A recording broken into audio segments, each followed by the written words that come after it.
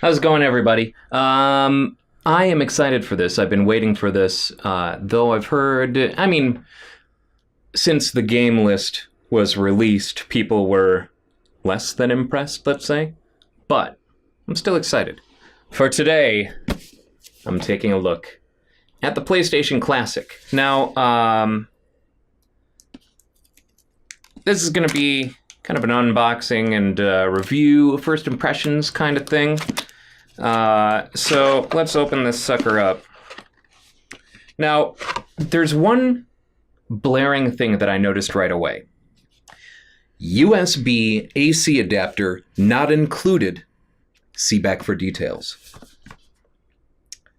I don't necessarily see any details to excuse this glaring oversight. I just see use the included USB cable to connect this console to a USB power source that supports 5 volt, 1 amp minimum output, such as a USB AC adapter not included. That is dumb. That is really monumentally stupid to not include that. It's as though they're banking on the fact that we have a lot of these lying around. And I can tell you, most of mine are in use. They're being used by the things that came with them. And I've got a couple of those multi-port wall sockets that turn the two plugs in a wall into like an array of 6, like 3 and 3, and then it has 2 USB ports on top. I can tell you through experience that those USB ports are not 5 volt, 1 amp. So, disappointing. Very disappointed, Sony. Off to a bad start. So you open it up, you got this nice little minimalist box with the PS logo on it. Cracker open here. So, this is the box in the box. This is the box in the box in the box. You got an instruction manual, which nobody will read, and the cute little system itself. Now, this system is probably a little bit bigger than the SNES Classic, it seems. Yeah, just a touch bigger than the SNES Classic. At first glance, I could totally be wrong. I'm sure someone will correct me if I am. And yeah, it's a cute little thing. The power and open and reset buttons I'll press. From what I've read, the open allows you to change discs when you're playing a multi-disc game like Final Fantasy VII, which it comes loaded with. It has a little micro USB port, a little HDMI port, and USB ports for the controllers. And it's adorable. It even has molded the little EXT where we all connected our, Game Sharks to our original PlayStations. Now, I'll set that aside here. This is a cute little origami of a box as things lock in. And underneath the system, we've got the classic PlayStation controllers with USB ports modeled to look just like the old style plugs. It's cute. It's definitely very cute. But, and here's that stupid USB cable that they could be bothered to include without the USB brick that they could not be bothered to include. Again, super disappointing, Sony. And HDMI cable. So, now that we've got all that, let's take a look at the interface. And let's start it up here. You'll notice a very nice, nostalgic, wow. Yes, that is the official term for that. That is the clinical term for that noise, it is bow bow. And you are met with this fairly lackluster menu, to be quite honest. Though, a cute little throwback, if you'll notice the texture behind the play button, it is the same as what was in the CD player on the original PlayStation. Looked exactly like that weird little rainbow tie-dye, whatever the hell. And you've got your games here. Pretty no-nonsense, very stripped down. The background's fairly boring. They've got some pixelation around things. It's not very stylized at all. But we've got Intelligent Cube, Jumping Flash, Metal Gear Solid, Mr. Driller, Oddworld, Rayman, Resident Evil Director's Cut, Revelations Persona, Ridge Racer Type 4, Super Puzzle Fighter 2 Turbo, Siphon Filter, Tekken 3, Tom Clancy's Rainbow Six, Twisted Metal, Wild Arms, Battle Arena Toshinden, Cool Borders 2, Destruction Derby, Final Fantasy VII, Grand Theft Auto, and that brings us back to Intelligent Cube. Now, some of these are decisions that make sense, like Final Fantasy VII, obviously, Destruction Derby, obviously again. Twisted Metal 1, I personally would have preferred Twisted Metal 2, but that's, not that big of a deal. Tekken 3, I'm totally fine with that. Tekken 3, I played the hell out of. But it seems kind of odd to me that they would include the controller without the analog sticks and then choose to go with the 1999 release of R4, or Ridge Racer Type 4, which not only had analog support, but came with its own controller, or at least had a version that came with its own special controller that had a force feedback wheel in the center of the controller.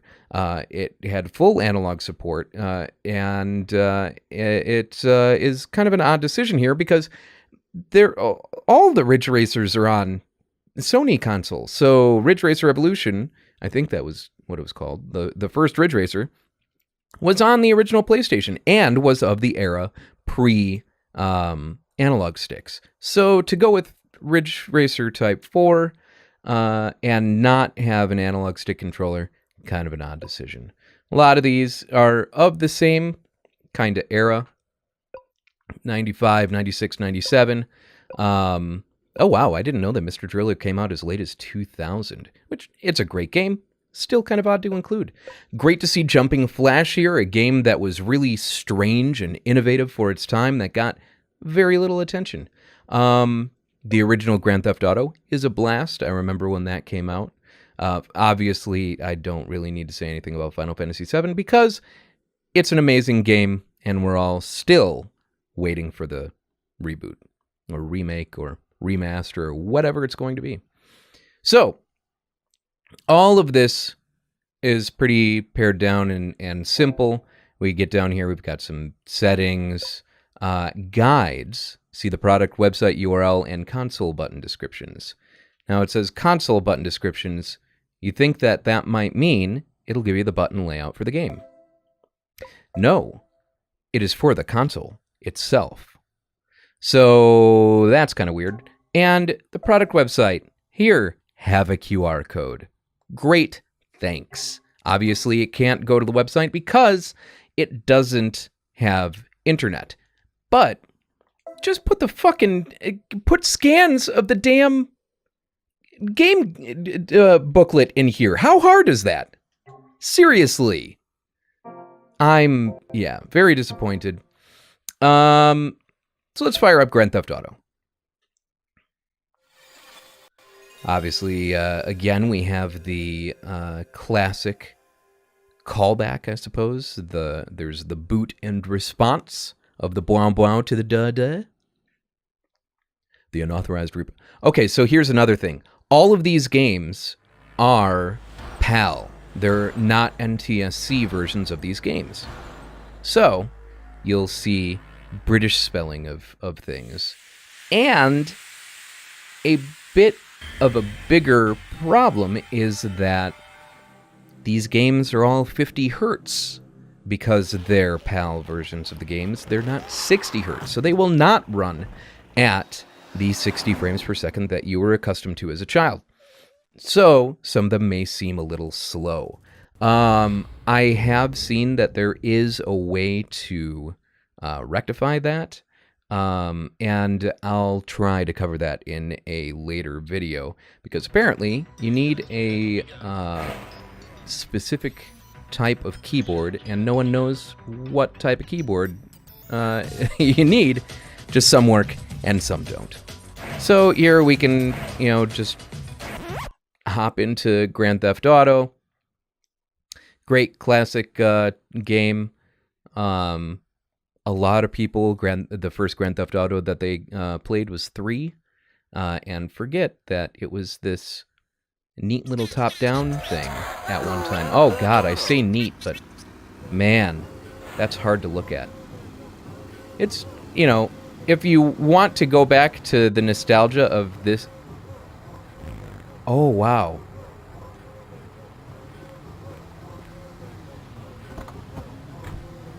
Why? Okay, X goes... Okay, and those are turning. I don't know why... I think I have to hold X in order to walk, and all the controls are, like, the same as in the car. So let's give this a try. Yep, you hold X to walk. Man. Anyway. If you are longing for this nostalgic style of gameplay,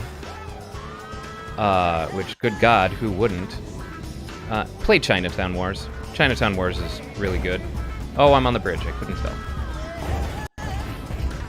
So, as you may have heard, Sony also did not learn from Nintendo's mistake, and makes you hit the reset button on the system in order to get back to this menu. And you've got a resume point and a virtual memory card. That's a little annoying. Just make it start and select together. That's what we need. Thanks. But all that said, it's easy to jump out of one game and jump into another, as long as you get off your ass. Honestly, I was hoping for more. I was hoping for better, more polished. Yeah, there are corners that were cut that I mean, obviously they have to have had some logistical reasons for cutting these corners, or making the decisions that they did, but I feel like they should have ironed things out a little bit more.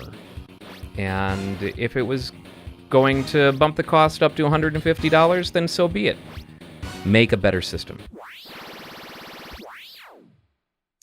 I haven't played Battle Arena Toshinden since it, probably since it came out. Oh, good lord. Oh. Yeah, this is slow. My god, my god. Oh. Hit him with your butt. Hit him with your butt. None of those are landing. Alright, you know what? Let's go to the better one.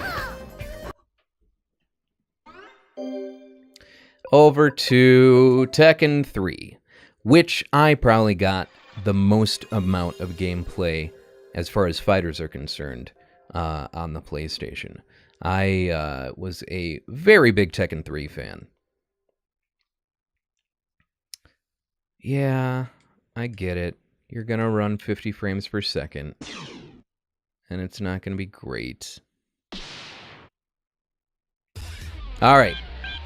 Yeah. No, Hrong. Hrong's my man. Hrong and Ling were my two favorite to play.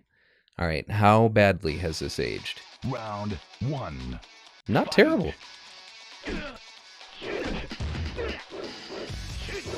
Oh, come on. Yeah, you're goddamn right perfect. Round 2. Before Eddie Gordo was the cheese, Hrong was the cheese. Oh. You win. But, I mean, you know, it's some of the games you love. Round 1. Personally, I bought it just because the little console is cute, and I'm a collector and drawn to cute, nostalgic things. It is a weakness of mine.